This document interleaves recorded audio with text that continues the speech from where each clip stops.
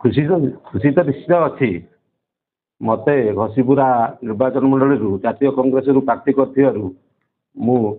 सर्वप्रथमे मोर प्रिय नेता श्रीयुक्त निरंजन पट्टनायक को मोर अंतर गभीर कृतज्ञता ज्ञापन करुच्ची एवं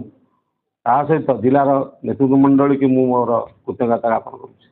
घसीपुरा निर्वाचन मंडली एक संवेदनशील निर्वाचन मंडली एटारे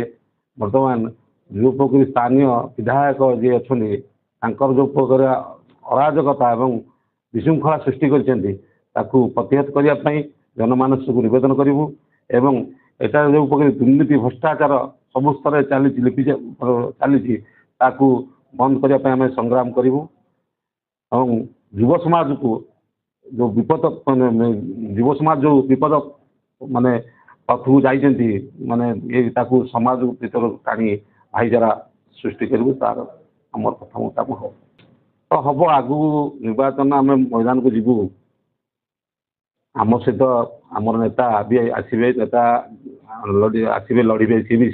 माने सब मीटिंग की रैली रे आम प्रथम युवक मानू केमी माने मानसिकता जो प्रकार विशृंखला सृष्टि होती से हिंसमुखी होती प्रतिहत करूँ मुख्य स्रोत को आणवु समाजर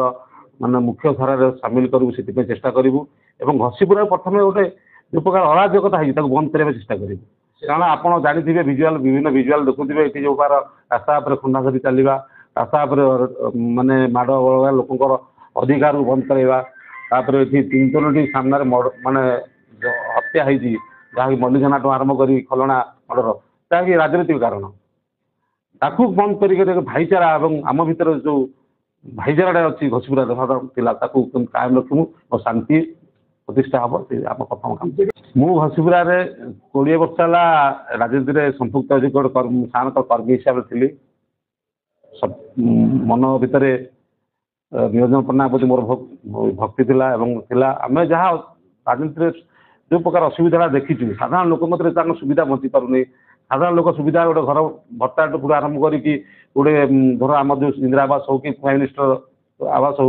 कि साधारण लोक जो अधिकारता जो मिलूनी ताकि सब लोक पाखे पहुँचो और समस्त अधिकार पाइबे प्रथम तो पूरा शांति और गोटे माने भाईचारा सृष्टि घसीपुरा युद्ध क्षेत्र को आम युद्ध को बाहरी विजय तो निश्चित हम से आम चेष्टा चलू से घसीपुरा जनसाधारण निर्भर कर करेंगे।